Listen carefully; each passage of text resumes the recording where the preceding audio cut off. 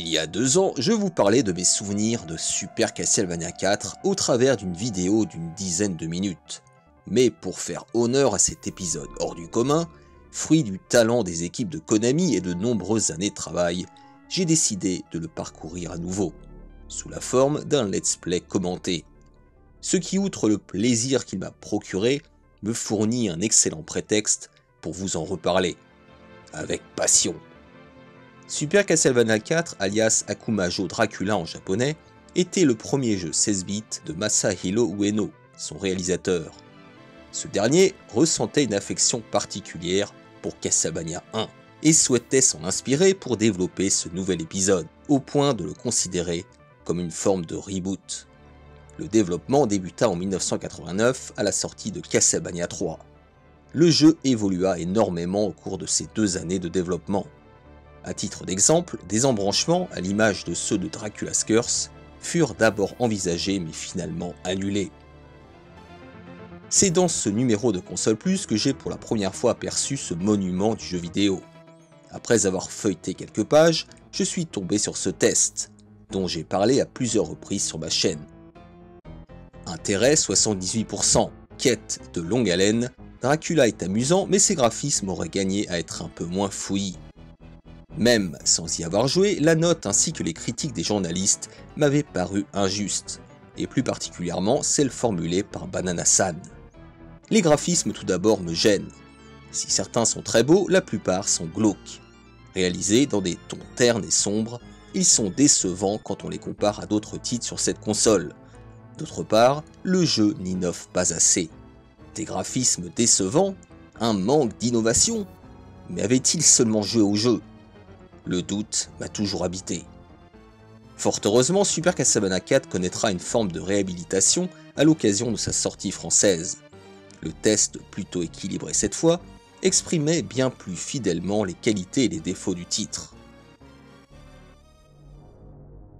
Moi qui étais déjà un gros fan de la série au début des années 90, ayant connu les 3 premiers opus sur NES à leur sortie ou presque, j'attendais ce 4e avec impatience. Je ne tardais pas à me le procurer et à me lancer dans cette aventure, que dis-je, cette quête épique. Je propose donc de nous replonger dans l'aventure, car plus que d'en parler, c'est jouer à Super Castlevania 4 qui est à mes yeux le meilleur hommage que je puisse lui rendre.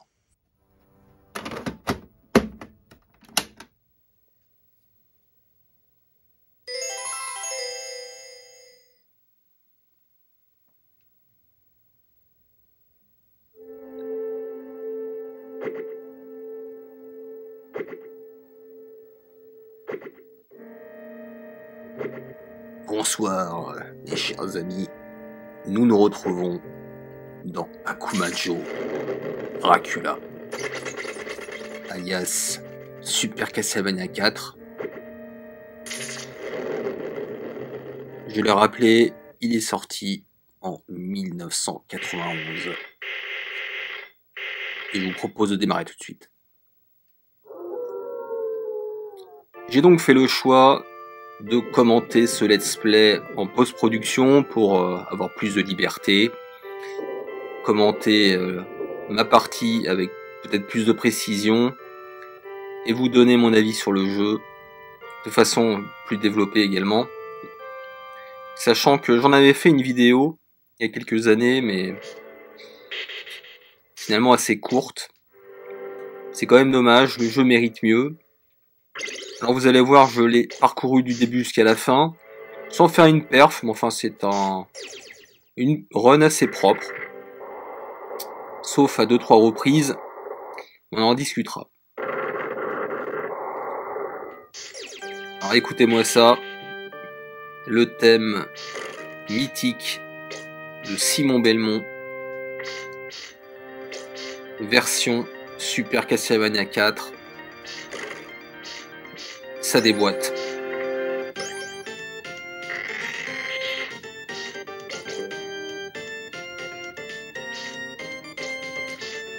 Et oui, il ne fait aucun doute que Castlevania 4 a l'une des meilleures bandes son de la Super NES, avec ses musiques quasiment orchestrales, qui vont mêler des sonorités classiques de la série avec des thèmes plus baroques, sombres, et des musiques d'ambiance parfois très discrètes. Et en y rejoignant, ce qui m'a frappé, c'est leur variété. Vraiment, il y a énormément de musique dans ce Super Castlevania 4.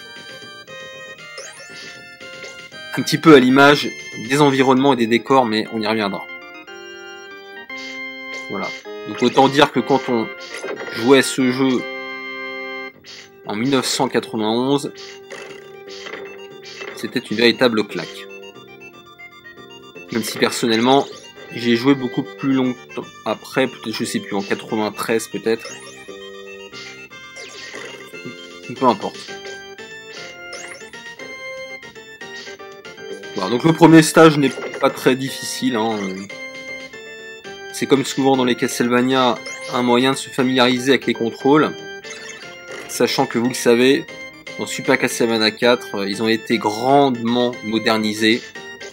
Et là vous allez en voir l'une des expressions avec le système de grappin. Le fouet peut s'accrocher à des crochets et on peut littéralement se balancer. Et donc c'est une fonctionnalité qui sera très souvent utilisée dans ce jeu au cours des 1 heure et 15 minutes qui constituent sa durée.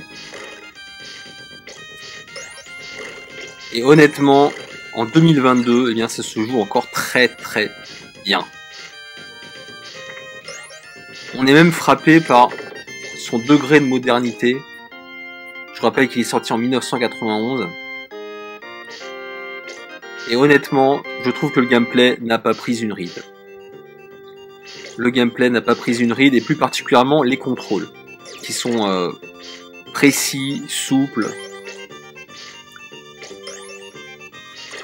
Je parle pas uniquement de la manipulation du fouet, mais aussi des sauts, et ce qui n'était pas forcément la qualité première des épisodes précédents, et bien là c'est le cas. Ça veut pas dire qu'il est sans défaut, hein. On en discutera un peu plus tard quand il y aura quelques passages délicats. Le jeu n'est pas sans défaut d'un point de vue du gameplay, mais honnêtement, je n'ai jamais compris pourquoi ils ont abandonné ce système de fouet à 360 degrés. Parce que je rappelle, pour ceux qui connaissent pas, en tout cas, comment fonctionne Super Castlevania 4, on peut diriger son fouet dans 8 directions différentes, mais pas seulement, vous l'avez vu juste avant, on peut également le faire tournoyer sur place.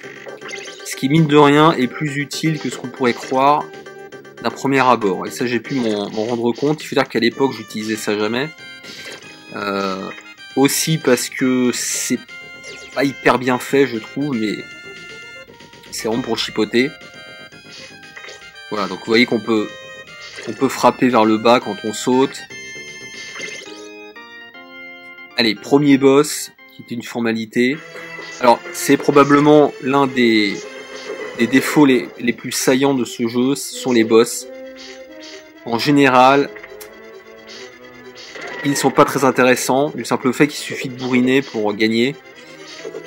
Il y a des exceptions, bien sûr, notamment vers la fin, où il faudra être très précautionneux et connaître leur pattern. La plupart du temps, et encore plus, si vous avez la santé à fond, il suffira de fouetter, et puis ça passera. Voilà, donc le premier stage est terminé, nous allons passer au second. Vous voyez qu'il y a une carte un petit peu à la Ghouls 'n Ghosts. D'ailleurs, juste ce petit élément de contexte, je rappelle que le jeu est sorti 2 ou 3 semaines après Super Ghouls 'n Ghosts. Alors je parle sur le marché japonais. Vous voyez que les environnements extérieurs sont très nombreux dans Castlevania 4. Ça, c'est un truc qui m'avait plu à l'époque, parce que j'ai toujours voulu voir ça, en fait. Et là, on a vraiment l'impression de parcourir la Transylvanie, même si en réalité, nous sommes déjà dans le domaine de Dracula. Voilà, ce qui donne l'impression qu'on est vraiment dans des environnements assez vastes. D'ailleurs, le jeu est assez long hein, pour un jeu d'action plateforme, hein, mine de rien. Il faut, voilà, je l'ai dit, on va mettre 1 heure, 1h15-20 pour le finir. Sans perdre bien sûr trop de vie. Hein.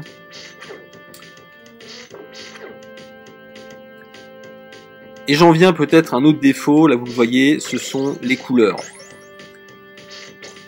Autant les environnements sont variés, relativement détaillés, même très détaillés par moments, surtout pour une production de 1991. En revanche, le choix des couleurs, à mon sens, n'est pas toujours très pertinent. Là encore ça va, je trouve, mais même si on ressent quand même ce côté un petit peu saturé, qui n'est pas toujours de très bon goût. Vous voyez, là, les espèces de couleurs mauves, vertes. Voilà, c'est un petit peu étrange. Et ça peut expliquer, c'est vrai, hein, soyons honnêtes, les mauvaises notes du premier test de Console Plus. Peut-être en partie, c'est vrai. Même si globalement, on peut pas dire que ce soit un jeu moche, loin de là, honnêtement, à l'époque, c'était même un jeu impressionnant. Et dire, comme le dit Banana-san, qu'il y avait beaucoup mieux sur la console à l'époque, c'est complètement faux. Je rappelle 91. Alors certes, il est sorti après Super Ghouls Ghost, mais enfin, je le trouve pas non plus beaucoup plus moche que Super Ghouls Ghost, il faut pas déconner. Enfin bon, surtout ça va dépendre, voilà. C'est très irrégulier en fait. Vous aurez des niveaux qui seront voilà, un peu ternes, pas de très bon goût, et puis d'autres qui sont magnifiques. Hein. Donc il faut pas non plus généraliser bien sûr. Et puis on a aussi droit à des superbes effets. Des superbes effets exploitant le mode 7. Vous voyez d'un point de vue de la structure des niveaux, là aussi on a énormément de variété, je trouve, beaucoup plus que dans les épisodes précédents.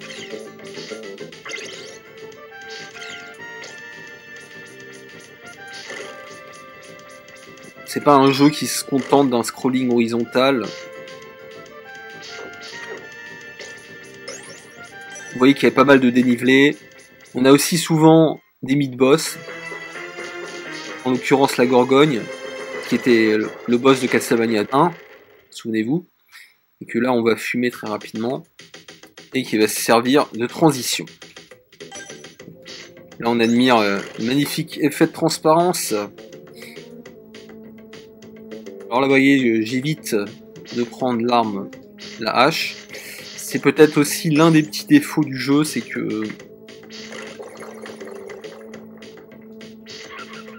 Bon, vous allez me dire c'était déjà le cas un petit peu avant. C'est que le boomerang est over-cheaté par rapport aux autres armes. Hein. Il est over-cheaté et encore plus quand vous avez le Louis XVI, comme dirait Hooper, c'est-à-dire la faculté d'en tirer 3 fois de suite. Là, honnêtement, vous êtes quasiment invincible, notamment face au boss. Donc c'est vrai qu'on va avoir tendance à éviter les autres armes. Dès qu'on a le boomerang, on va vouloir le garder. On va dire à quelques exceptions près. Ça c'est un petit peu dommage parce que je trouve que dans les anciens épisodes c'était un peu plus équilibré de ce point de vue là. Ils étaient plus complémentaires. Là je trouve pas tellement en fait. Bon, on est quand même loin d'un Ghouls Ghost avec son effet malus, hein. Il n'y a pas d'armes complètement pourries, il faut pas exagérer, et puis surtout je rappelle ce sont des armes secondaires. Par ailleurs les cœurs sont globalement généreusement donnés, il n'y a pas de souci à ce niveau là. Allez on continue, pour le moment le niveau de difficulté n'est pas bien grand. Là on va rentrer dans une grotte avec une musique absolument splendide. Voilà. C'est pas compliqué, hein. Castlevania 4 de toute façon propose l'une des plus belles bandes son de la série et de la Super NES, je l'ai dit. Et elles vont vous accompagner tout le long de l'aventure. Et forger cette impression de de participer à une aventure, à une quête. Une quête, voilà, c'est vraiment le mot. L'aventure est assez longue, elle est semée d'embûches. Voilà, donc là vous voyez, typiquement je vais ne pas le prendre et pas prendre la hache non plus là. Et quelques passages secrets aussi dans ce Castlevania 4.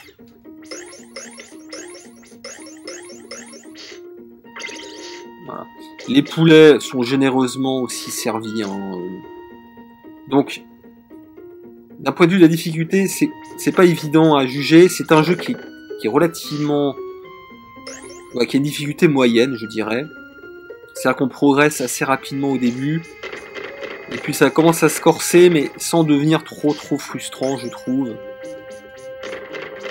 Donc je dirais que mis à part les derniers boss et les derniers stages, quand je dis les derniers stages, c'est vraiment peut-être les 4 derniers, le jeu n'a rien de difficile. Et j'irais même plus loin, je trouve que à tout niveau, le jeu est moins fourbe et plus tolérant que Castlevania 1 et encore plus que Castlevania 3. C'est-à-dire que vous prenez n'importe quel PNJ dans Castlevania 4, qui est repris du 1 et du 3, leurs patterns seront toujours moins agressifs, moins fourbes et moins difficiles à aborder. Donc vraiment la difficulté a été revue à la baisse, sans que ce soit non plus trop facile, hein, il ne faut pas exagérer non plus. Il y a quand même un petit challenge, surtout que le jeu est long.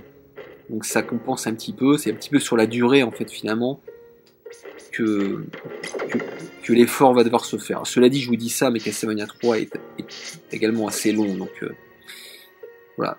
Écoutez-moi cette musique aussi splendide. Des couleurs, bon, qui ne plairont pas à tout le monde, hein, c'est une espèce de vert, avec des effets de transparence, cela dit, assez jolis, mais enfin, voilà. Je sais que, bah, je prends l'exemple du let's play, ou plutôt de l'épopée de Hooper, hein, qui avait buzzé à l'époque. C'est vrai qu'il avait formulé pas mal de critiques d'un point de vue de ses graphismes, que je partage en partie, même si j'ai envie de dire ça lui donne aussi son charme. Ça fait partie de son identité aujourd'hui. Mais c'est vrai que, je ne sais pas, hein, peut-être qu'un Rondo of Blood ou un Symphony of the Night, même s'ils sont sortis après, et notamment Symphony of the Night sur des machines plus puissantes, mais enfin, c'est vrai que les graphismes sont peut-être de meilleur goût. Ils sont plus fins, on va dire. Et c'est vraiment pour chipoter. Je rappelle une chose, hein, pour ceux qui ne le savent pas, le jeu était censé être une refonte, ou un reboot plutôt, de Castlevania 1. Alors il s'en éloigne quand même beaucoup, je trouve, mais en tout cas son producteur avait ça en esprit. Alors ça c'est un passage qui est pas du tout évident, voilà, et d'ailleurs je vais me planter. Là il y a une dose de par cœur, on va dire. Voilà, donc là je suis bloqué, parce que la plateforme ne va pas réapparaître, donc je vais devoir sauter dans le vide. Voilà, donc là, première vie perdue un petit peu bêtement, mais... Donc là, il va falloir y aller par tâtonnement plutôt, bien attendre que les blocs tombent, et hop. Bon, c'est pas bien compliqué, mais il faut le savoir, sinon on se fait avoir. Là, pareil, non, c'est pas ce passage-là, il y a un passage qui est un petit peu compliqué, mais c'est un peu plus loin. Donc là, je dirais qu'il y a un tournant à partir de ce niveau-là. Le niveau de difficulté monte un petit peu. Il va falloir être plus prudent qu'avant. Et moins se précipiter surtout. Voilà. Donc là, surtout ne pas prendre la dague. Enfin, en tout cas, je conseille pas. Voilà, donc là, c'est un passage qui peut être délicat. Là, contrario, il faut pas trop traîner. Je vous conseille d'avancer pour éviter que les espèces de monstres sortent de l'eau et vous aspergent. On continue. Là, c'est un niveau qui est tout en hauteur. Hein. Vous voyez, c'est ce que je disais un petit peu avant, c'est-à-dire que on a vraiment le sentiment d'une grande variété dans le level design. Quoi. Énormément de variété dans le level design. Là, on va s'accrocher. Ça va devenir essentiel au cours du jeu de maîtriser le fouet, de maîtriser les directions, parce que sinon, vous risquez de perdre pas mal de vie. Hein. Et notamment vers la fin.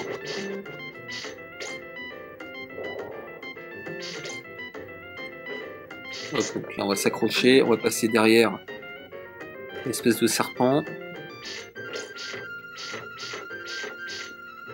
Vous voyez que les ennemis, pour leur grande majorité, sont issus des anciens épisodes. Et on a toujours les fameux corbeaux, toujours aussi insupportables. Et là, on voit que l'espèce de système de, comment dirais-je, pour faire tournoyer le fouet sur place est quand même très très utile. Pardon.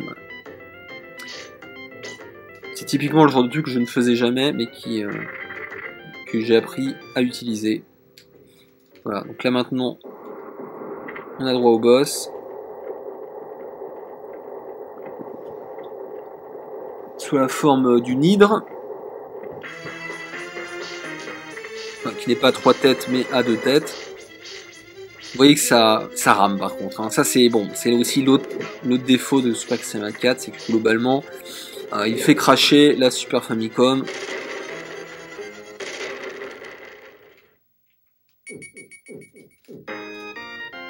Et c'est une formalité. Donc là, il me reste 4 vies. Vous pouvez gagner des vies avec les points. Vous pouvez également choper des items de vie supplémentaires. Il n'y en a pas beaucoup. Enfin, d'ailleurs, à ma connaissance, il n'y en a qu'un, mais peut-être que j'en ai oublié un. Écoutez-moi cette musique aussi qui est magnifique. Voilà, je parlais des couleurs. Bah, regardez ça, là. C'est très étrange, ce vert, là. Je sais pas ce que vient faire ce vert au milieu des dalles, là. Enfin, je sais pas. Les développeurs se sont tapés un trip. Je sais pas ce qu'ils ont fumé. Mais encore une fois, je trouve qu'avec le recul, ça lui donne beaucoup de charme. Il faut faire attention à ces ennemis là qui sont planqués. Parce qu'on retrouve aussi, oui, c'est l'un des éléments qui peut faire rager, et notamment, je repense à Hooper, le pauvre, c'est que les ennemis, lorsqu'ils vous frappent, vous éjectent. Ils vous éjectent vers l'arrière, ce qui peut, par un moment, vous faire tomber dans le vide. Donc ça, c'est en effet assez rageant quand ça se produit. Bon. Voilà, donc ça, hop, petite séquence qui vous demandera un très bon timing, mais rien d'insurmontable.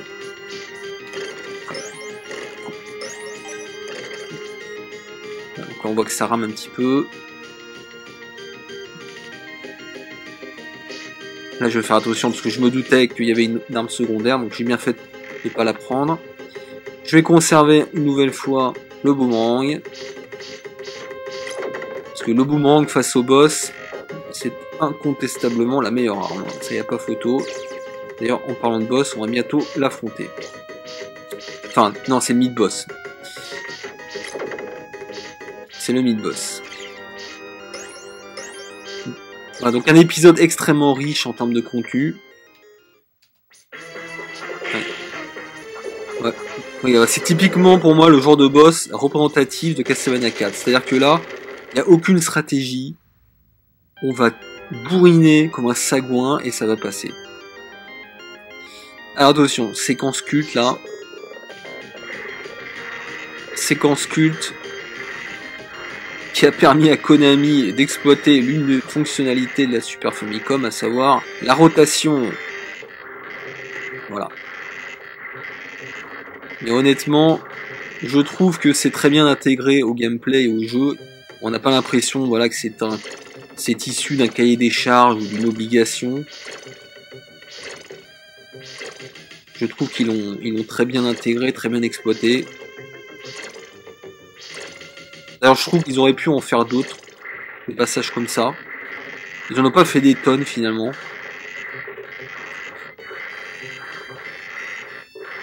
Je pense qu'ils auraient pu s'amuser encore plus.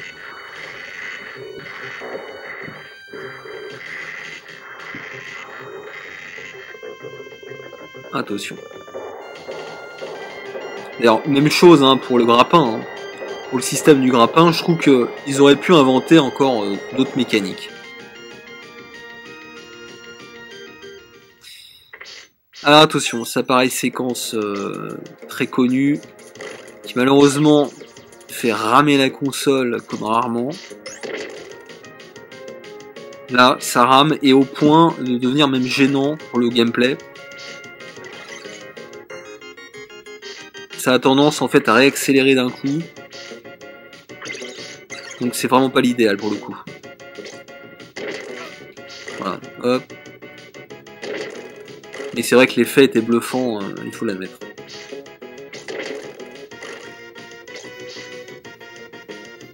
Même si, d'un point de vue du gameplay, ça n'apporte pas grand chose, il faut être honnête. Là, pareil, séquence intéressante aussi, ici.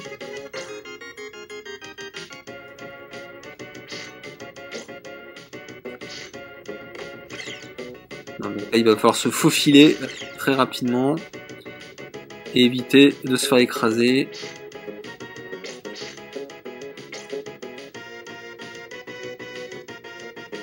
Donc Castlevania 4, hein, c'est quasiment une idée par stage. Ils se sont vraiment pas foutus de nous, la Konami, avec ce jeu. Donc je rappelle, hein, j'ai dû le dire en introduction, mais c'est un jeu qui a mis 2 ans à être développé, donc c'est énorme, hein, 2 ans à l'époque, c'est gigantesque. Le développement a commencé à la fin de Castlevania 3, donc probablement même avant qu'ils aient l'équipe de développement. Hein. Ils savaient déjà ce qu'ils voulaient faire, je pense. Même...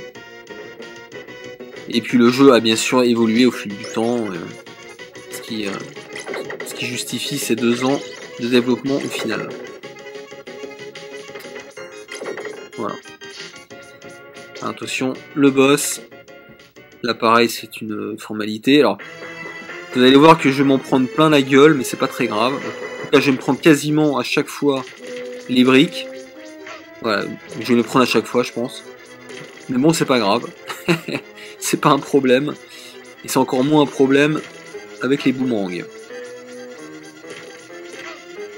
Voilà. Donc c'est très très moche. C'est très très mal joué. Mais ça passe. Et c'est ça l'essentiel, j'ai envie de vous dire. Allez, on en est où maintenant? On va aborder le stage, le monde 5 en quelque sorte. Voilà, toujours avec cette très belle carte. Voilà, et toujours ces couleurs. Ces couleurs étranges, enfin. Vous voyez, là c'est un bon exemple. Vous voyez qu'il y a des sortes de nains. Mais ce sont des nains beaucoup moins agressifs que sur NES, vous voyez. Et c'est quasiment le cas pour tous les PNJ. Tous les PNJ qui reviennent des anciens épisodes sont globalement moins difficiles. Là pareil pour ces espèces de colonnes de squelettes là. En général elles vont pas tirer tout de suite. Vous aurez largement le temps de les frapper et de les annihiler avant même qu'elles tirent. Ce qui n'est pas le cas sur NES. Sur NES, elle pose vraiment problème. Là, pareil pour ces oiseaux qui tiennent les nains. Sur NES, il était très compliqué de les tuer avant qu'ils ne lâchent les nains au sol. Là, vous avez largement le temps. Et donc ça, c'est typiquement le genre de fonctionnalité bien utile. Il suffira de faire pendre son fouet pour que ça retire des points de vie aux ennemis. Voilà. Le crucifix qui est toujours aussi inutile. Moi, j'ai toujours pris ça pour un troll perso. Écoutez-moi cette musique glauque qui annonce tout simplement notre arrivée dans le château. Voilà. Et donc là jusqu'à présent nous étions en quelque sorte dans le domaine. Et là nous allons bientôt franchir la porte du château. Donc ça ne rigole plus en quelque sorte, et c'est vrai que ça correspond à un niveau de difficulté qui va monter d'un cran, sans que ce soit dissuasif, mais quand même. Hop. Vous voyez les petites animations dans le décor. C'est globalement, il y a beaucoup de petites animations, de petits détails. Hein. Ça va dépendre bien sûr des niveaux, mais et regardez-moi ce passage-là. C'est beau quand même. Là, c'est beau. Allez, attention. Là, ça rigole plus. Voilà. Donc là, on retrouve le château qui est quasiment identique à celui de Castlevania 1 avec les zombies, les chiens, voilà, les chauves-souris et tout le tralala.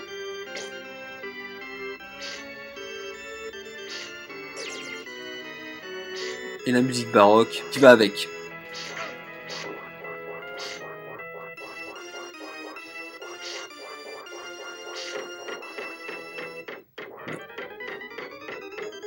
C'est assez marrant. Donc là, vous voyez, j'ai bien fait de ne pas frapper juste en dessous du chandelier.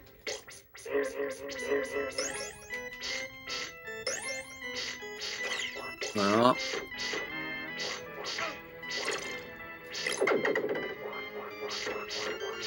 Donc on progresse. On progresse tranquillement. Et avec une autre séquence culte, la séquence des lustres géants, voilà, qui va également tirer parti du mode 7.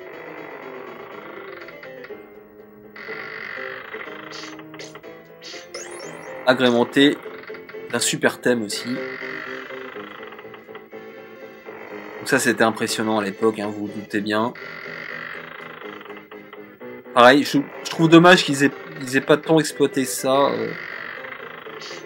Ils auraient pu rajouter des séquences comme ça, je pense, mais bon.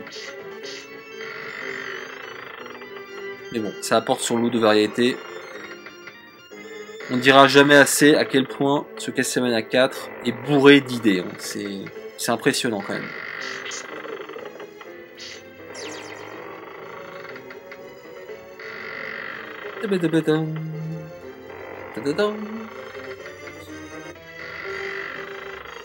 Et là, on est bien content que les contrôles aient été rendus plus souples par rapport aux épisodes suivants, enfin précédents plutôt. C'eût été une vraie galère de faire ce qu'on fait là, dans Castlevania 3 ou 1. Ou 2, bien sûr.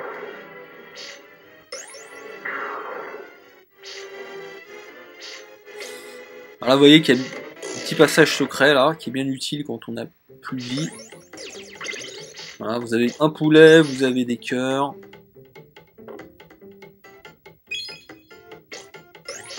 Le pauvre chien va se faire tuer, et puis le propriétaire est en train de pleurer, vous voyez.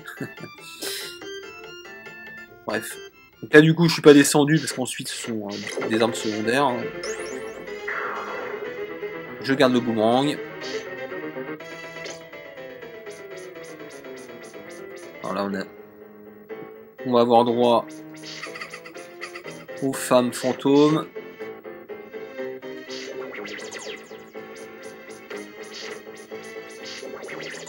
Voilà, rien de bien compliqué. Hein. Rien de bien compliqué, mais il vaut mieux quand même savoir anticiper un minimum les arrivées des ennemis, parce que la barre de vie descend vite quand même. Hein.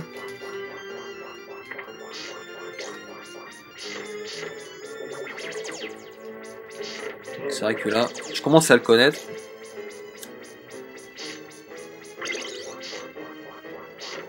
Donc là, c'est pas la peine de le détruire parce qu'il va réapparaître de toute façon. Voilà.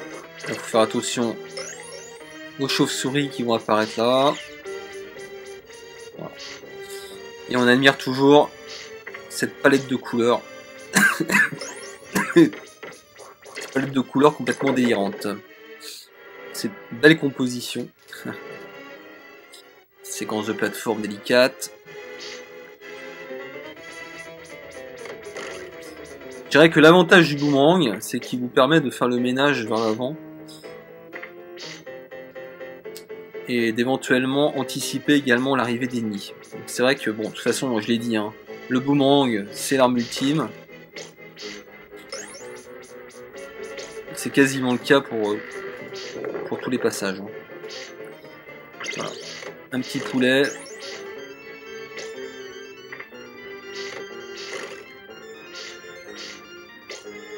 Voilà.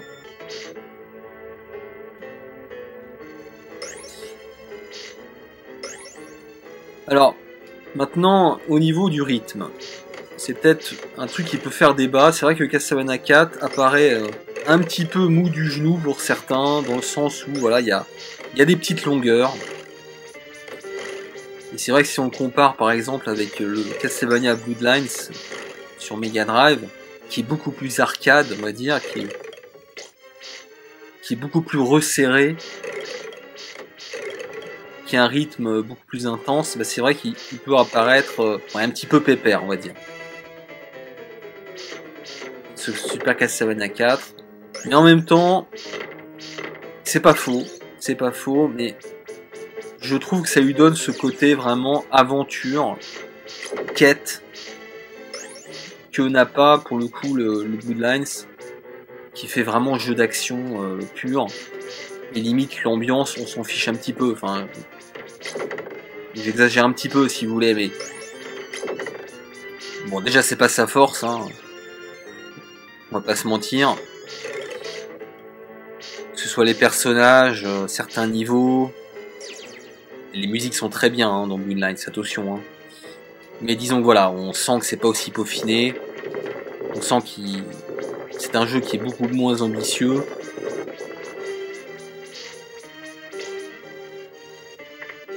Clairement, avec Castlevania 4, ils ont sorti le grand jeu. Hein. C'est un triple A de l'époque, sans aucun doute.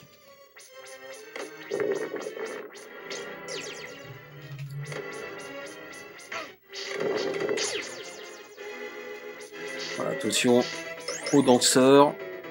Voilà, vous pouvez faire ce que je fais, c'est-à-dire saturer l'écran de boomerang.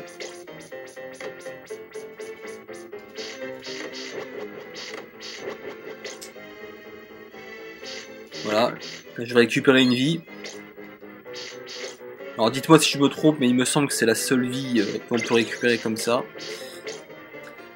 Et donc nous allons aborder le boss, qui est d'une simplicité évangélique, vous allez voir.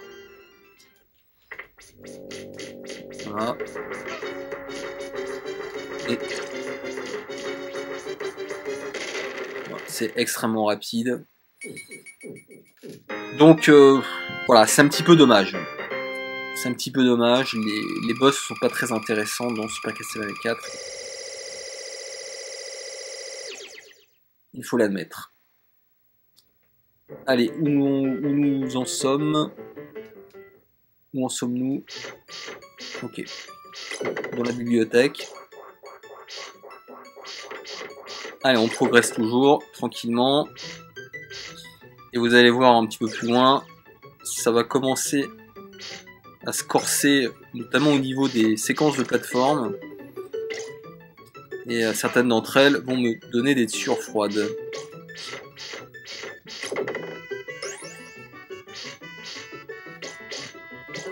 Bien qu'encore une fois, ce soit pas le fait de mauvais contrôle ou de contrôle imprécis, non, c'est vraiment parce qu'il faut être extrêmement précis et les timings sont serrés. Voilà.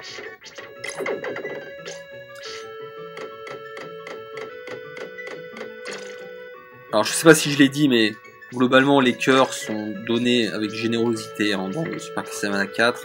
Vous n'aurez pas trop à vous inquiéter de l'utilisation de vos armes secondaires, hein, à quelques exceptions près. Mais en général, il suffira, je sais pas, de récupérer peut-être une trentaine de cœurs pour que vous soyez tranquille ensuite, parce que évidemment au fil du temps vous allez en récupérer aussi. Donc ça vous permet d'utiliser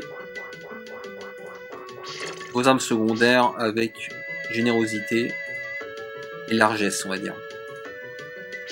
Voilà. Là, typiquement le genre de passage qui serait insupportable dans Castlevania 1 ou Castlevania 3 et qui là est largement faisable. Vous voyez ce que je veux dire? Je pense notamment à ces ennemis là, volants, que l'on retrouvait déjà dans Castlevania 3 par exemple, et qui étaient vraiment insupportables. Là, bon, on va dire que leurs trajectoires sont moins pénibles, sont moins difficilement abordables, moins difficilement compréhensibles. Donc ça en fait une séquence finalement pas si dure que ça, alors que j'imagine que dans la tête des développeurs ça devait l'être. Voilà. Donc pas trop de problèmes. Voilà, donc là je parlais de séquences de plateforme un peu délicates, là on y vient.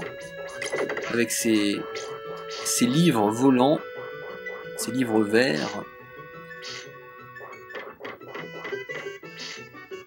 Voilà, toujours l'utilisation pratique du fouet que l'on peut faire pendre. Voilà, hop, alors là vous allez voir, c'est pas hyper compliqué, mais il faut un petit peu se concentrer. C'est le genre de mort un peu bête.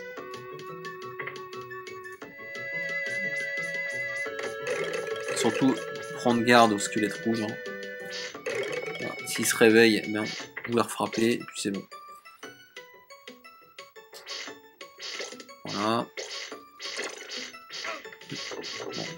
Comme d'habitude, les chauves-souris sont insupportables. Là, vous avez récupéré un poulet, si je dis pas de bêtises. C'est ça. Bon vieux poulet des familles.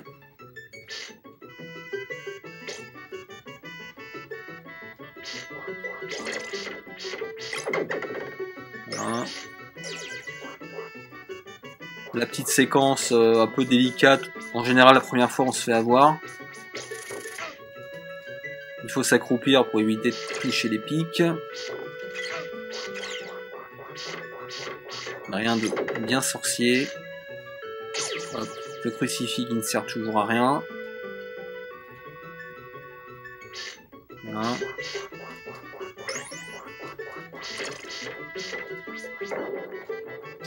Je sais pas ce que je vais récupérer. Si. Ça valait le coup. 5 cœurs, c'est... Merde. Vous voyez. Faut quand même être prudent, vous voyez, ça va très vite. Hein. C'est vrai qu'heureusement, là, il me donne encore un poulet, mais mine de rien, la barre de vie descend très très vite.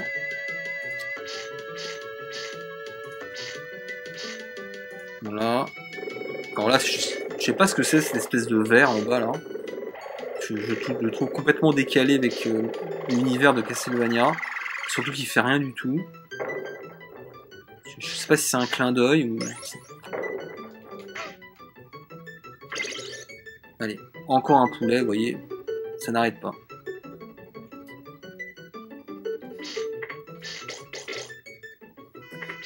Vous constaterez aussi que les niveaux sont assez longs. Hein.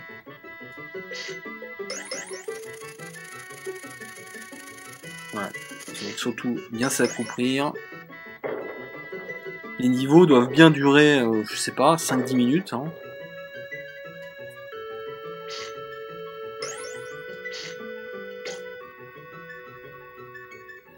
Alors je vous rassure, hein, vous l'avez déjà remarqué, pour ceux qui connaissent pas le jeu, à chaque mort vous allez reprendre à checkpoint. Et la seule fois où vous allez reprendre au début du monde, c'est lorsque vous perdez un continu. Sinon, globalement, le jeu n'est pas très punitif, je trouve, de ce point de vue-là. Et attention, le boss, toujours aussi claqué. Là. Ça va être une formalité. Vous voyez, ça n'a aucun sens. De toute façon, je l'ai dit, quand vous avez le boomerang x3, le jeu est complètement craqué au niveau des boss. Hein. À exception faite de la mort, à exception faite de Dracula, à exception faite de quelques boss juste avant, mais enfin... C'est une formalité. Alors du coup, là, on va aborder peut-être l'un des meilleurs stages du jeu, si ce n'est le meilleur stage. Alors en fait, c'est mon préféré, pour être honnête, même s'il est assez ardu. Déjà graphiquement, je le trouve splendide.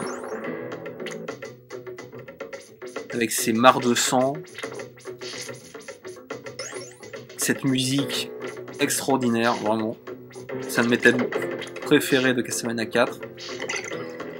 Et puis un level design hors du commun. Vraiment, ce stage est un petit chef-d'œuvre. Hein. C'est un petit chef-d'œuvre du genre. C'est un modèle, voilà. Et je dirais que tous ceux qui sont destinés à développer un jeu dans leur vie, prenez exemple sur ce stage.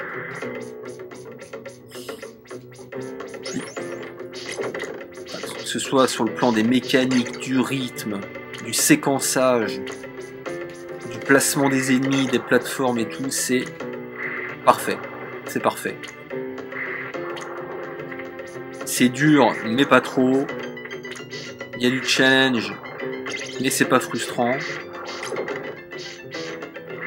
Il y a du par cœur, mais pas seulement.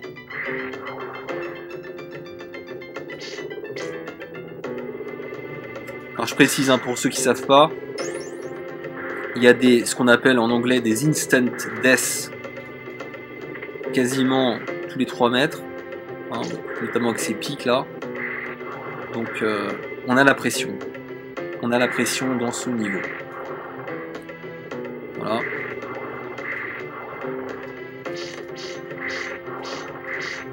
Ces ennemis-là, ils sont particulièrement pénibles. Faut bien... C'est là que je parlais un petit peu de par cœur.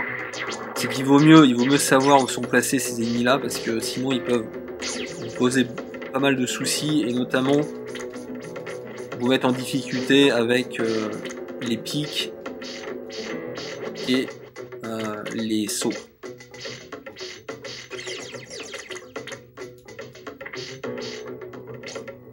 Quelle musique!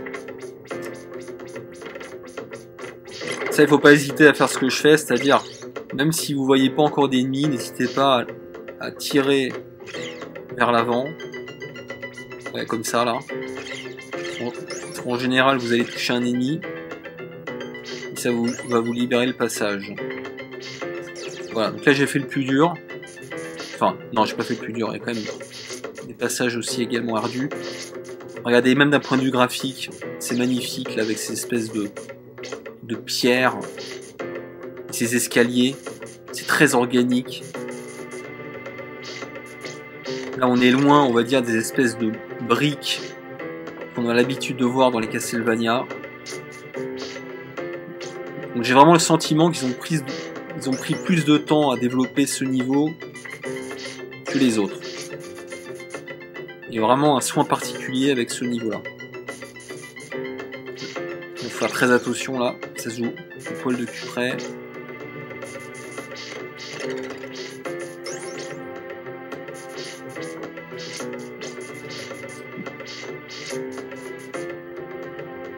Voilà. Donc là je me suis bien démerdé. Hein. Généralement je perds une vie au moins dans ce niveau-là. Et là j'en ai pas perdu. Ça fait plaisir. Hop, là surtout ne frappez pas le chandelier du haut parce que de mémoire c'est un couteau. Enfin c'est la dague.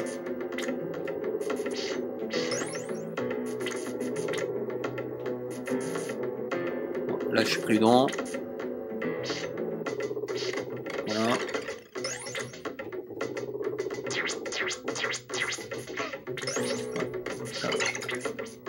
Là c'est typiquement, vous voyez, le genre de recul qui peut vous faire perdre une vie. Là il va falloir s'accroupir. Voilà, donc un niveau super haletant et très prenant, comme je les aime.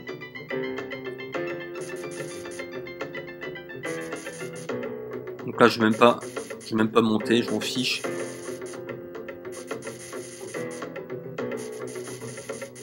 Ça c'est un passage qui me donne des sueurs froides à chaque fois. Voilà. Il faut un très bon timing. Et le boss, encore une fois claqué. C'est Frankenstein. Enfin non, c'est le monstre de Frankenstein plutôt. Vous allez voir que ça n'a aucun sens.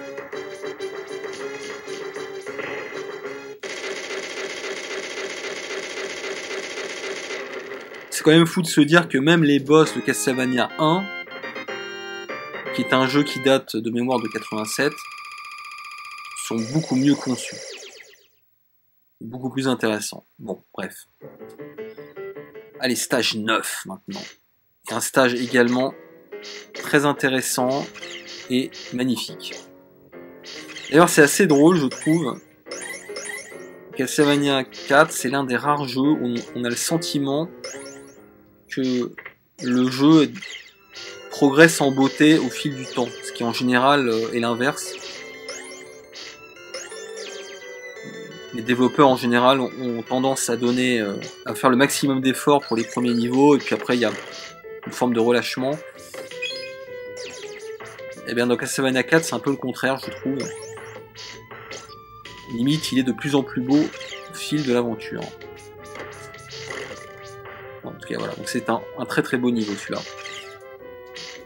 Et qui n'est pas évident du tout. Voilà, regardez ces effets de transparence là avec les fantômes. C'est très très beau. Et en plus, ça ne fait pas ramer le jeu, ce qui est une prouesse.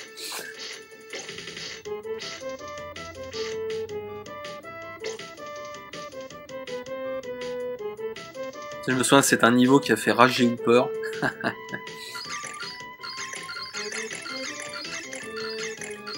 Là, attention, il faut anticiper, surtout l'arrivée des squelettes là. Enfin, c'est moins vrai ici qu'après, vous allez voir. Je vais essayer de m'en débarrasser. Ah, c'est bon.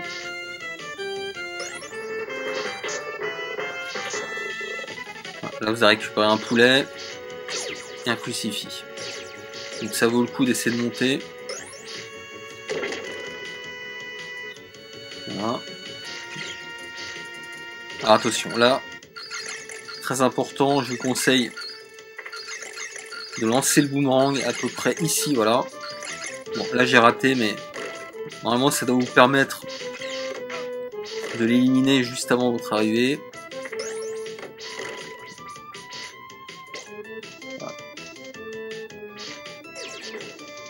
Là j'ai envie de dire le plus dur est fait dans ce niveau. Après c'est un peu moins difficile.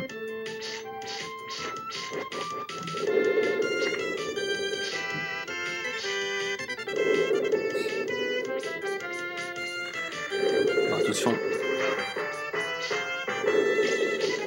Voilà, donc là je vous conseille pas de monter parce qu'en fait vous allez récupérer de mémoire soit une montre ou soit une hache. Donc inutile de vous embêter. Voilà, un petit poulet.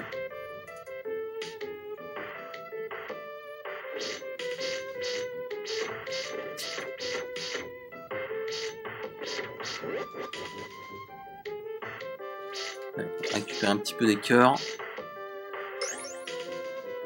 Ouais, c'est un très beau niveau. Hein.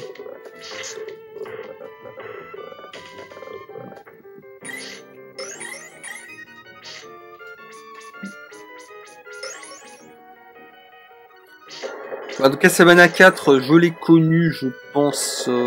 oh, je ne sais pas. Bon, j'ai dû l'acheter peu de temps après l'acquisition de la Super Nintendo. En revanche, je crois que je l'avais en version US, si je dis pas de conneries. Alors, ne me demandez pas pourquoi je l'avais en US, je ne sais pas. Enfin, cela dit, j'avais aussi Contra 3 en US. Hein. Ah, probablement parce qu'il n'était pas encore sorti en France.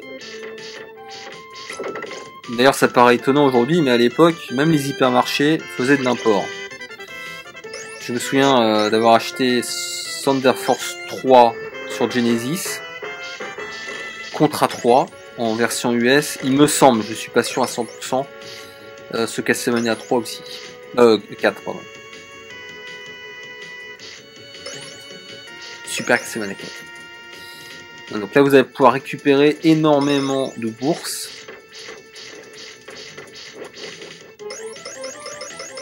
sachant que je rappelle qu'on peut gagner des vies en gagnant des points. Donc ça vaut le coup de la récupérer. Bon, là je vais pas forcément m'embêter.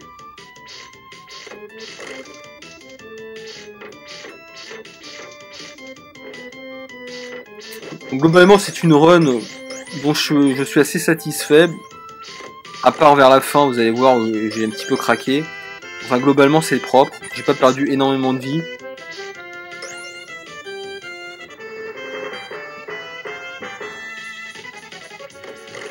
C'est un jeu qui est relativement facile à 1cc.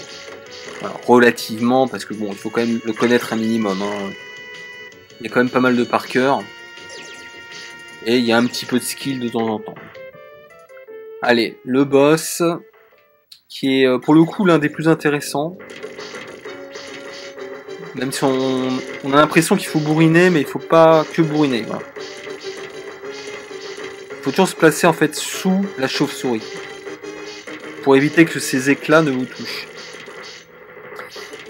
Voilà. Et ensuite, vous allez voir qu'elle va éclater en petite chauve-souris. Voilà. Globalement, vous avez de la marge. Je vais me faire toucher pas mal de fois, mais ce sera pas un souci.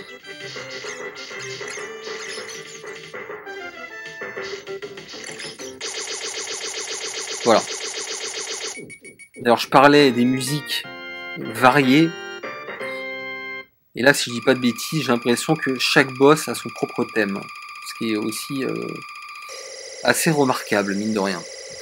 Voilà, donc là, on va remonter au château, vous allez voir. Un escalier va apparaître. Et on va escalader la tour.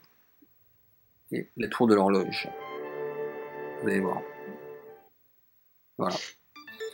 Donc un des stages également les plus intéressants du jeu. Très beau stage aussi. Vous voyez que je dirais qu'à partir du stage 9 ou 8, le jeu se bonifie d'un point de vue graphique. Ce qui est encore une fois est quand même notable. C'est rarement le cas. Voilà. Alors il me semble que là je vais perdre une vie si je dis pas de bêtises. Ouais, je crois que c'est là que je vais perdre une vie. Attendez. Non, c'est un petit peu plus loin. J'ai perdu une vie mais très bêtement.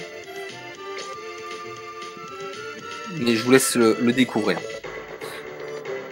Ouais, donc là ça rame énormément là. C'est une horreur. Bon, cela dit, je trouve pas les ralentissements si insupportables que ça. Et je dirais que généralement ils ne posent pas de problème. Voilà. La musique. La musique culte. Body Tear, si je dis pas de bêtises. Voilà. Bon, c'est pas là que je vais perdre. Ah, là, vous voyez, j'ai pris la dague, j'étais dégoûté. Enfin, peu importe, de toute façon, parce que je vais perdre une vie très rapidement là.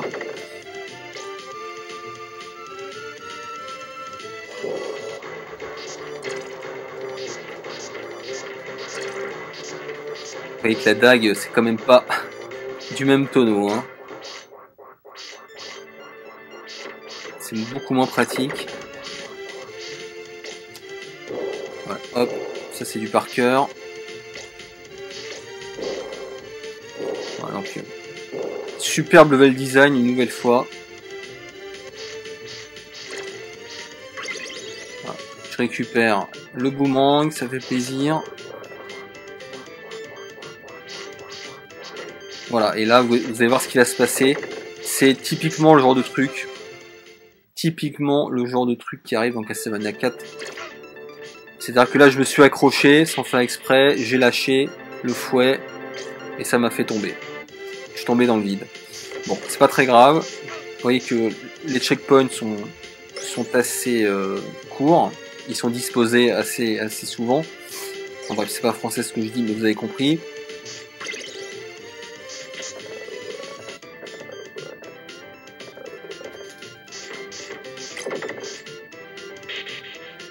Allez, on remonte. Cette fois-ci, j'ai compris la leçon. On ne m'aura pas deux fois.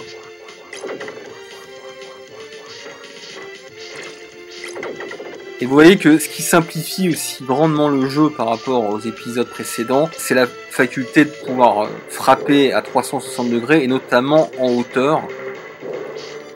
Ce qui va vous permettre très souvent de faire le ménage et de nettoyer votre route en quelque sorte, vous voyez.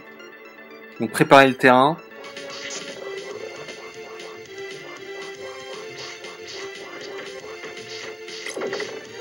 Voilà, donc là je vais me positionner un petit peu mieux que la dernière fois. Voilà. Donc ça c'est un passage, je me souviens, qui me posait souvent problème à l'époque, mais en fait il est tout con. Il faut juste être un petit peu plus patient et aller progressivement.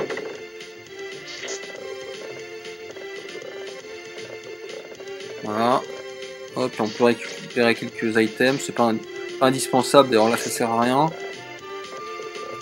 Hop. Le petit poulet qui fait du bien.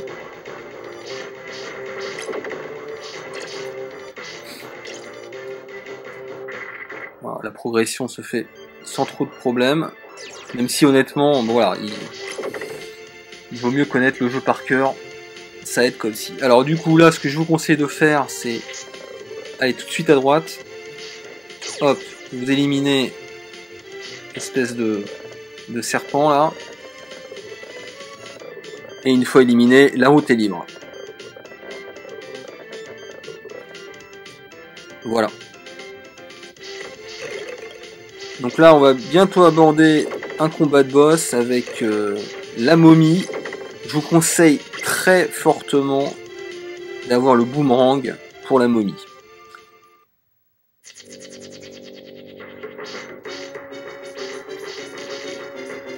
Alors, c'est un boss qui peut paraître facile. Le problème, c'est quand on n'a pas d'arme secondaire, ou quand on a la mauvaise arme secondaire, c'est beaucoup moins le cas. Notamment parce qu'elle a tendance à vous projeter vers l'arrière. Surtout, ne vous placez pas à droite. Parce que si vous vous placez à droite, eh bien, vous risquez de tomber dans le trou. Au cas où la momie vous toucherait. Voilà, donc là, avec le boomerang, c'est une formalité. Voilà, donc là on aborde tout simplement le dernier stage du jeu.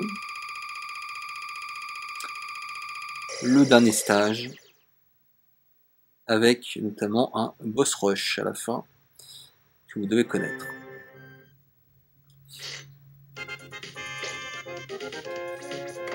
Voilà, surtout ne précipitez pas ici. Je vous conseille de prendre votre temps. Alors vous pourriez sauter pour gagner du temps, mais c'est dangereux. Vous êtes quasiment certain de perdre des points de vie, c'est pas nécessaire. Faites comme je fais. Si vous avez un boomerang, c'est encore plus simple. Voilà.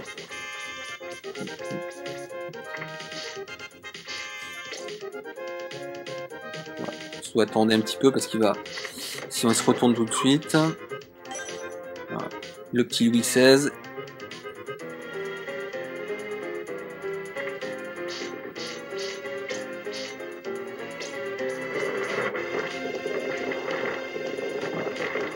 Voilà. Très belle séquence qui malheureusement est ponctuée de ralentissements. C'est assez patent. La Super NES crache ses tripes là. Et oui, nous sommes en 91, hein, je le rappelle, c'est l'époque où les éditeurs tiers n'avaient pas forcément beaucoup de mémoire. Puis il faut dire que le processeur de la Super NES n'est pas un foudre de guerre, mais c'est un autre sujet. Alors attention, séquence culte hein, aussi. Il m'arrive très souvent de perdre une vie ici, et là, miracle, et je l'ai passé sans encombre du premier coup. Alors que psychologiquement, j'étais prêt à perdre une ou deux vies minimum. Ça fait plaisir.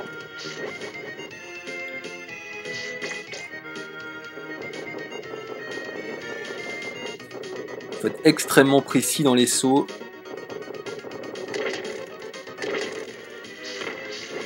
Voilà, donc c'est pas... Voilà, ça fait partie vraiment de ces passages qui deviennent difficiles dans Super Castlevania 4. Alors que jusqu'à présent, ou en tout cas, bon, globalement, c'est pas forcément le cas. Attention, surtout n'allez pas trop vers la gauche, parce que sinon vous allez vous empaler. Voilà, bon là c'est, j'ai envie de vous dire, c'est du par cœur, hein.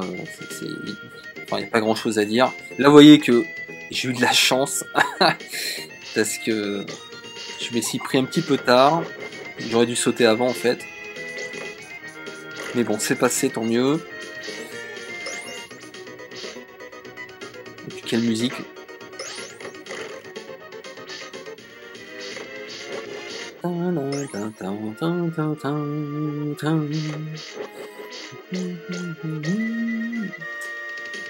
Et l'un des passages les plus difficiles de tout le jeu, attention, c'est parti. Là, difficile de ne pas être en sueur. Et là, je l'ai passé sans encombre. Ça m'a fait plaisir. Là, à gauche, vous aviez un poulet si nécessaire. Mais bon, je l'ai pas pris. Ça m'était pas utile. Alors attention, là, on aborde le boss rush. Donc, on va commencer par le premier boss. Qui est pas évident, je trouve. En tout cas, j'ai mis du temps à comprendre comment il fonctionnait. Donc là, il y a une première séquence où vous allez devoir vous accroupir à chaque fois qu'il va retomber. Il va le frapper vers le bas. Voilà, donc ça c'est du timing.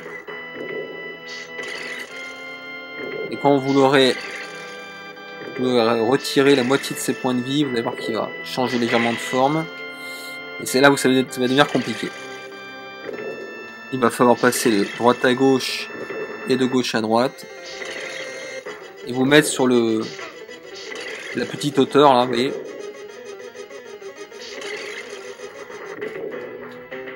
Pour essayer d'esquiver ses attaques. Donc là ça a l'air facile. Mais dans les faits, on peut vraiment s'en prendre plein la gueule. Il faut un timing extrêmement précis en fait. Vous voyez, c'est... Là je me suis très bien sorti. Allez, on continue. Là j'aborde les combats avec un boomerang. Donc ça devrait bien se passer normalement, vous voyez. Pas de raison. Alors on va lui faire... On va l'accueillir avec 2 tirs de boomerang. Là je vous conseille vraiment de rester en bas. De pas monter sur les plateformes. Ça vous évitera de vous faire toucher. Bon. Sauf si vous avez des boomerangs comme moi, ça peut être pertinent. Voilà, deuxième forme, elle est quasiment plus facile.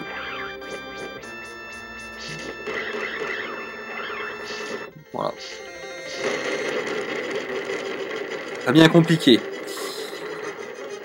Et donc pour le troisième boss de ce boss rush, nous allons combattre la mort. La faucheuse himself. Donc là je vais l'aborder avec dans de bonnes conditions. J'ai la santé à fond, j'ai le boomerang et j'ai le Louis XVI. Donc là il n'y a pas de raison que ça se passe pas bien et ça se passera bien globalement. Donc là j'ai déjà bien entamé. Là vous faites le moulinet pour éviter ces attaques. Là vous allez être attiré vers elle. Il suffira de s'en éloigner un petit peu et de frapper de temps en temps. De toute façon il reste plus beaucoup de vie, là vous pouvez bourriner après, c'est pas un souci. Allez, encore 3 points de vie. Voilà. De toute façon vous allez récupérer un poulet ensuite. Donc peu importe le nombre de points de vie que vous avez après le combat de la mort. Et là regardez, séquence magnifique, mise en scène soignée pour le combat final. Alors là, petit secret que vous devez connaître. Voilà, on va récupérer de la vie, on va récupérer des cœurs. Et là, bon, j'avais déjà le boomerang, mais si vous perdez une vie, ce qui va être mon cas, je vais même en perdre beaucoup. Parce que globalement, ma run est propre, oui, sauf lors du combat de Dracula. Là, c'est une catastrophe, j'ai dû perdre, je sais pas, au moins 3-4 vies. Bon, c'est pas un boss final hyper difficile, mais quand même, il faut être concentré. J'ai pas très bien joué non plus, c'est vrai, mais voilà. C'est notamment lors de la deuxième séquence où je vais perdre beaucoup de vie. Vous allez voir, lorsqu'il fait apparaître des espèces de flammes qui vont vous suivre. Alors vous voyez que parfois, il vous jette des petites boules. Et lorsque vous frappez ces boules de lumière, eh bien, vous pouvez récupérer des poulets. Le problème, c'est que ces boules vous touchent. Vous allez voir, je vais très mal m'y prendre.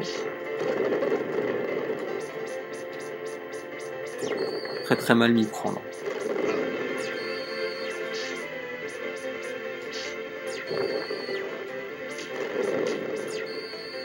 Le problème que j'ai en fait, c'est que je ne visualise pas les flammes qui arrivent. Vous voyez ? Je ne visualise pas leur arrivée et je me fais toucher quasiment à chaque fois. Donc je vais perdre, bon. Je vais perdre, je sais plus, peut-être 3 vies, allez. Je vais en prendre encore 2, je pense. Voilà. Donc j'ai pas grand chose à dire. J'ai pas grand chose à commenter à part que je vais finir par y arriver. Voilà, donc en tout cas, ça a été un vrai plaisir de rejouer à Castlevania 4. Malgré ses défauts, voilà, on pourra en citer 3. Le jeu a un rythme un petit peu irrégulier. Il y a parfois des ventres mous. C'est pas toujours très bien rythmé. Les graphismes, c'est vrai, sont parfois de mauvais goût, parfois un petit peu ternes et dépouillés, c'est vrai aussi. Et puis, je dirais dernier défaut, les boss. Les boss qui sont pour la plupart inintéressants. Pour le reste, eh bien c'est un épisode magnifique. C'est pas uniquement de la nostalgie, clairement. C'est un épisode ambitieux qui a demandé énormément de travail et ça se sent. Voilà.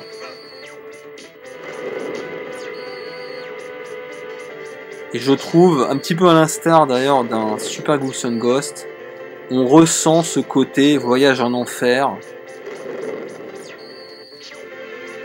Cette espèce de sentiment de participer à une quête longue et difficile qui vous mène jusqu'à ce combat final.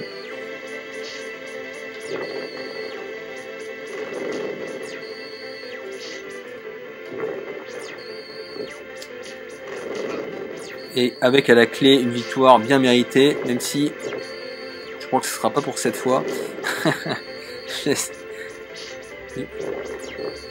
J'ai vraiment merdé. Ouais, ce sera pas pour cette fois non plus. C'est peut-être la prochaine. C'est peut-être la prochaine. Si je dis pas de bêtises.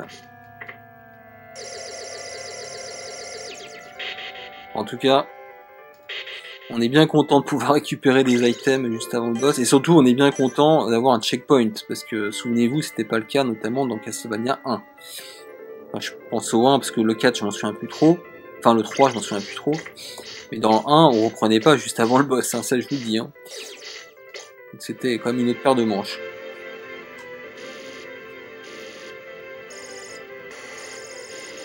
Allez. Je crois que c'est la bonne. Je suis pas sûr, mais je crois que c'est la bonne.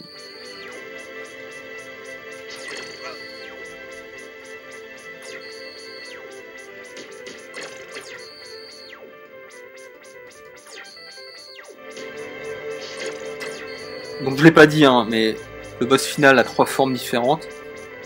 Enfin 3 formes, non, on va dire il a 3 patterns différentes et c'est un peu dommage, il a pas de forme différente justement, ce qui était le cas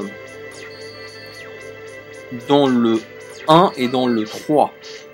Dans le 1 et dans le 3, Dracula prend plusieurs formes. Il se transforme en monstre. Là, il reste sous sa forme Dracula classique. C'est un peu dommage, c'est pas. Mais bon. Il n'en reste pas moins majestueux et impressionnant. Et surtout avec des patterns intéressants. Alors attendez, je suis pas sûr que ce soit le... Non, je crois que je vais encore perdre une vie, je crois. Je vais encore perdre une vie, je crois. C'est pas ma dernière run. C'est pas mon dernier essai, je veux dire. Ouais, là je vais emmerder avec ce boss.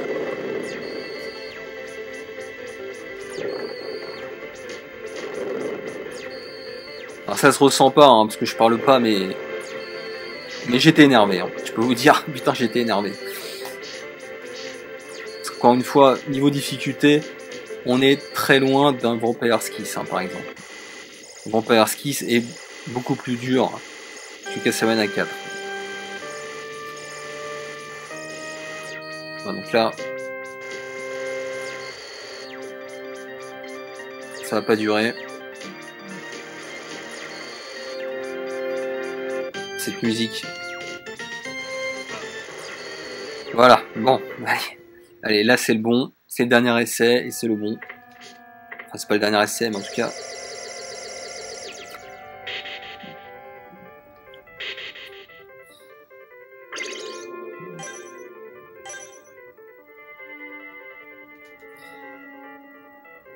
Vous savez, on reconnaît un bon jeu au fait qu'on puisse y jouer tous les ans sans se lasser. Eh bien, Castlevania 4 en fait partie sans aucun doute. Avec d'autres titres Konami, d'autres titres Capcom, Sega, Nintendo et j'en passe. Donc il est à placer au panthéon des meilleurs jeux 16 bits. Et donc n'hésitez pas à me donner votre avis dans les commentaires. Comment situez-vous cet épisode par rapport aux autres? Si je réponds à cette question, eh bien, je vous dirais que c'est mon épisode préféré sur Super NES, parce que Vampire's Kiss, je suis pas trop fan, hein, je préfère Rondo of Blood par exemple. Et plus globalement, je dirais que je le place dans un top 3. Voilà. Donc je le place quand même très haut. On va dire que c'est le dernier épisode véritablement action après le tournant des Metroidvania. Un tournant que, par ailleurs, et personnellement, je regrette un petit peu. Enfin, plutôt, je déplore. J'ai toujours été... j'ai toujours une préférence pour les Castlevania tournée action.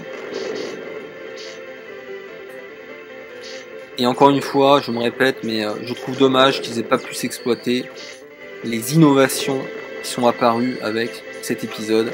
Parce que finalement, elles resteront sa propriété unique.